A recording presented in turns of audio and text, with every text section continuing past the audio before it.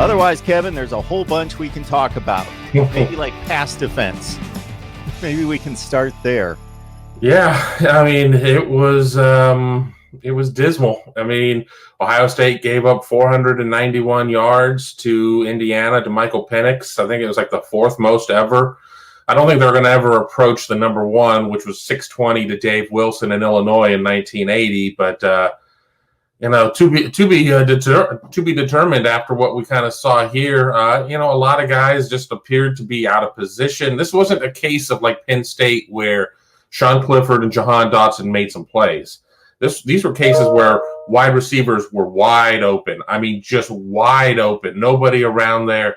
Safety jumps a route and is out of place. Corners just not where they need to be. Is it a Jimmy and Joe's situation or is it a scheme situation? We had a chance to talk to Kerry Combs this week on the weekly Zoom call, and there's some things that certainly can be addressed. And I'll be interested here over the next three games where Ohio State certainly is not playing three prolific pass teams with Illinois, Michigan State, and Michigan. If they can figure it out, and if they need to start rolling some new blood in there just to try and find the secret sauce. You would think it's not a Jimmy and Joe's issue, especially with the likes of Sean Wade, to start with him off the top. But he's had his issues personally in pass coverage, but he's certainly not a general concern from anyone from a talent standpoint. That's for sure. I was just going to say, he made the move from the slot corner to outside, and he was really, really good at the slot corner position. But obviously that outside corner is where the money is at the next level or whatnot. And that was part of what predicated his move to coming back. So, I don't know how you turn around and sit there and say, hey, Sean, we really need you we really need you back at slot corner. And, then that creates the big issue about who do you put back out there at the outside corner. So, it's not a lot of easy answers. Yeah, it seems to be a confidence issue from a number of guys, and then also the communication and the breakdown in scheme, or the communication and implementation, execution of the scheme on the field. Because my thought process about the secondary coming into this season was, they lose three prominent players, two of them first-round draft picks. So there's going to be some development issues and growth needed there. But at the same time, when you mention the Jimmies and the Joes, they're not replacing the 4 and 5 stars with 3 stars. They're replacing them with more 4 and 5 stars. But we talked about it all off season, those positional units getting hurt more so that had the turnover because of the lack of preparation time to get the young players up to speed. Right. And then you also lose a couple players to the legal system, Amir Reap and Justin Went. And, I'm not necessarily saying that both of them would have this all turned around. Reap was playing a decent amount in a backup role last year. And you just add it to the numbers. You add it to the numbers when you lose an Okuda, you lose an Arnett, you lose a Jordan Fuller. I mean, hell, Jordan Fuller may be having the best season of the 3 defensive backs right now, and he was drafted the lowest of the 3 of them. It does eventually catch up to you. I mean, you can feed the machine for so long, but when you essentially lose half of a class because of other things that have nothing to do with football itself, you do run into that issue. And then the loss of Cameron Brown early in the season, you lose a starting corner there. You take a thin position and make it already thinner. So, you got to wonder if we're going to see guys like Ryan Watts, if we're going to see guys like Bryson Shaw. Legend Cavazos just lost his black stripe. He's only been healthy for about a week. So for everybody saying, well, you need to throw him in there, you need to ease him in there. Let's just throwing somebody to the wolves isn't necessarily going to be the situation. That's like throwing an anvil overboard to somebody who's drowning off the bow of the Queen Mary. It's not necessarily the right answer. Congratulations for the efforts of trying to, recognizing the problem, but maybe the wrong implementation. Yeah, I think Tom Brady would agree with your evaluation of Jordan Fuller after the other night and a couple interceptions on Monday Night Football. First of all, you lost 7 starters off the defense that are now NFL rookies. And I know this is the 4th game and you got to get stuff straightened out, but it usually takes about a half season to recover from something like that. So that's the first thing that you think about. There is no Chase Young, as you mentioned. They don't have that elite All-American pass rusher. They've got some good players. Their best pass rushes came on blitzes. They got sacks on a couple of them. Zach Harrison hit the quarterback's arm one time. They ruled it an incomplete pass. It could have been ruled either way. It seemed to me he was done taking the ball back and was about to move it forward, or had just ever so slightly moved it forward when the ball came out. So I could live with that one, even though, a lot of people were upset about that call. But then what you've got, again, I think the pass rush is part and parcel of the whole problem. I mean, you've got to get the ball out of his hands. Zach Harrison's got to play. He's their best pass rusher, bar none. I get Jonathan Cooper's had a good start, but I think, the 2 sacks they got were because of the blitz as much as anything, as anything that the guys up front did. So to me, I said this, Kevin wasn't there, but to our friend Tony Gerdeman, who is absent today, who was sitting next to me, I'm like, Tony, they've got him backed up 3rd down, deep in their own end. Where is Zach Harrison? This is where you need to get him off the field. And Penix stood back there and had all kinds of time, completed a little pass out in the left flat for a 1st down. And then he went downtown on the next play. No Zach Harrison, no pressure. And voila, there you go, blown coverage. So that gets us to blown coverages. And, it wasn't a case where their wide receiver went up and beat Ohio State's DB. That happened on the one play down the right sideline where Wade kind of rode him all the way down the sideline and drew a flag, and then Freifogel discarded him, which I think the discard in this instance was probably legal because he'd been ridden the entire way down the sideline and then caught it and took it in. That's one thing, okay? If that happens, bully for you. Freifogel's a great player, and so's Philyor, and so's Penix, and so's the tight end Hendershot, and so's Marshall, the other wide receiver. They're veterans. They've made plays for 2 or 3 years now. Great scheme.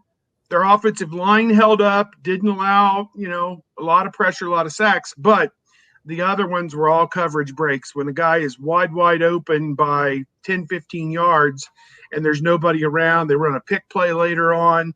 It was just a comedy of errors for the Ohio State secondary, and they can only do better going forward. The good news is I don't think Illinois, Michigan State with Rockhead Lombardi, or the next Derek Carr, Cade McNamara, people on our board, he played one good game, McNamara, and then on the Michigan message board, they're like, this guy's the next Derek Carr.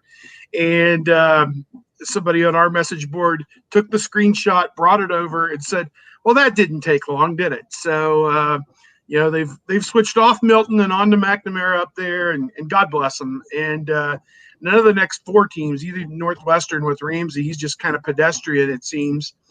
It doesn't seem like any of the next 4 teams are going to take advantage of it. So they've got 4 games to get their stuff straight and figure out how to defend the pass. That's my 25-cent dime store analysis of everything that is illing this Ohio State secondary. Well, we could consider that a good thing from it ensuring a spot in the college football playoff, or we could consider it a bad thing in regards to preparation for the likes of Mac Jones and Trevor Lawrence. I was just going to say, yeah, you certainly need to get tested, and let's be real here. I mean, Notre Dame, I'm not to get into the CFP discussion too deeply, but I'm more than happy to, and to cuss that room out in Great Park, Texas. 12-7 against Louisville. I mean, Ole Miss is still scoring points up against Alabama at this point. It's not like any of these teams are perfect, and I think that it's a case. I mean, even with Clemson, let's take the Notre Dame game off the board. But they didn't necessarily look all that great in the Boston College game.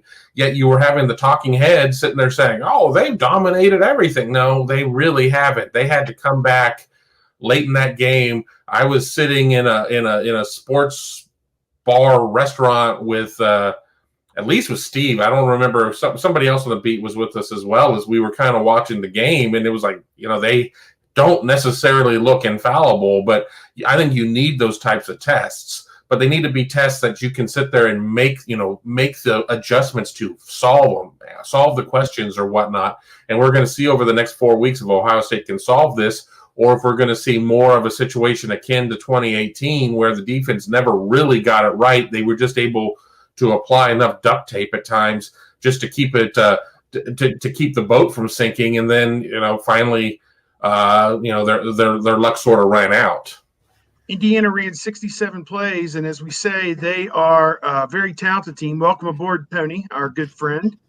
They're a very talented team, and you can't blitz on every play.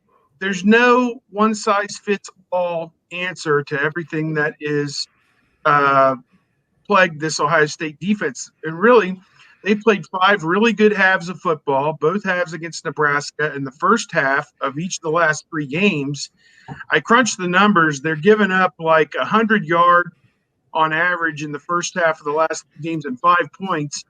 And then it's something like 250 or 260 yards on average and like 20 points for the defense. And that doesn't even include the punt return touchdown that Rutgers had, that throwback. So I deducted that one out of the total, and it still looks really, really awful. So you prorate those out for an entire game, that's like 520 yards and 40 points. That's not acceptable on anybody's math. So they've got to figure out what the problem is. And,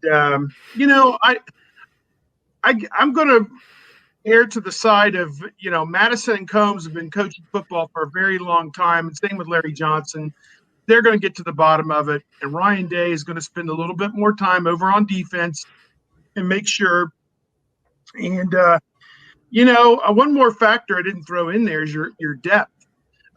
It appears I saw Kevin's play snap count story that Wade and Seven Banks played almost every play, if not every play, and same with Hooker.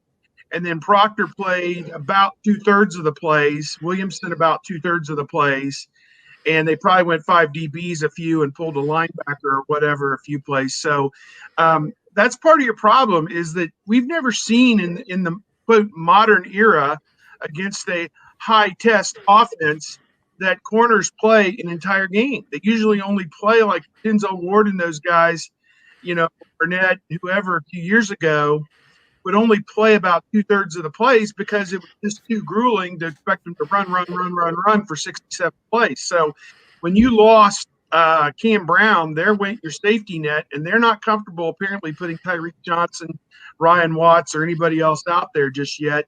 And same at safety, they're not going beyond Proctor and Hooker right now. So that's a major problem when you don't have depth. That adds and that exacerbates, because you can't expect those guys to play full capacity every play of a 67-play game with all the running Indiana put them through. Do you just have Josh Proctor back there the entire time, and Marcus Hooker then takes some? Do Hooker and Proctor basically switch positions where, Hooker then comes in on nickel and in the slots, and then sometimes drops back with the 2 safeties? Because right now, to me, he's the biggest issue, and not the only issue, but I think everybody else is good enough. Although we haven't seen anybody else put in that position. Maybe Josh Proctor would be exposed there as well as that last deep safety. We don't really know, because it's just been Hooker for the most part. And when you watch the mistakes he's making, as both Ryan Day and Kerry Combs have said, it's fixable. And they're absolutely right. These are issues that are fixable. You're a deep safety and you're jumping on crossing routes that are covered. You don't need to do that. But you still have to fix him. You still have to get him to listen and play the position properly. And they are very fixable. Sometimes, though, the player isn't. And so that's where they are now. They have these next 2 games against teams that can't really throw the ball that well. So if you want to try something new, this would be the time to do it, because they have to get that guy in there. And I said this on the podcast, you've got to get that guy some reps before he faces a dynamic passer like Cade McNamara. That was Tony's punchline, I believe.